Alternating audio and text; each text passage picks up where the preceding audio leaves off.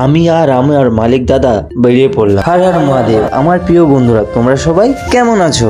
আমরা আজ যাবো কলাবেরিয়া গুমটিয়া নিষ্কিন্নিতে। আমার নিষ্কিন্নিতে যাবার কারণটা হলো আজকে কালী পুজো, তাই ওখানে আমরা বাজনা বাজাতে যাচ্ছি।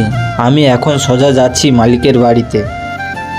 এসেই দেখি মালিক তার ব্যান্ডের সরঞ্জামগুলো টোটো গাড়ির মধ্যে ওঠাচ্ছে। আমাদের বাঁধা কমপ্লিট। টোটোওয়ালাকে বললাম তুমি টোটোটা নিয়ে এগিয়ে যাও, তারপর আমরা বেরোবো। তোমরা যেই মানুষটাকে দেখছো এইটাই হলো আমাদের মালিক দাদা। তারপর আমরা যেই বাইকে যাব ওই বাইকটা একটু পুছে নিলাম। তোমরা যেই ছোট্ট ছেলেটাকে দেখছো এটি হলো আমার মালিকের ভাইয়ের ছেলে। আমি আর আমার মালিক দাদা বেরিয়ে পড়লাম।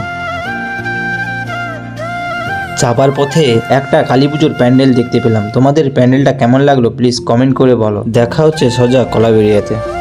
তোমরা এই জায়গাটা কে কে চেনো আগে কমেন্ট করে বলো। তো আমরা পৌঁছে গেছি ফাইনালি কলাবেরিয়া। তোমরা যে ক্যালভেটটা দেখতে পাচ্ছ এটি হলো কলাবেরিয়া ক্যালভেট। আমার প্রিয় বন্ধুরা, তোমাদের একটা আমি কথা বলতে চাই, সেটি হলো আমার ভিডিও যদি তোমাদের ভালো লাগে তোমরা একটা লাইক, একটা কমেন্ট আর একটা শেয়ার করতে পারো। আমার যে ভয়েসটি তোমাদের কেমন লাগে তোমরা কমেন্ট বক্সে কমেন্ট করে বলতে পারো। আমি আর দাদা দাঁড়িয়ে অপেক্ষা করছি, কেননা আমাদের সাথে আরো কয়েকজন ছেলে যাবে বাজাতে।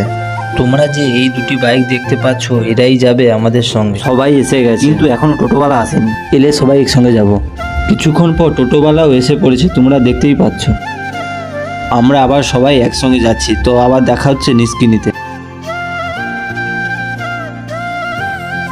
আমরা পৌঁছে গেছি কলাবেরিয়া গুমটিয়া নিষ্কিন্নিতে।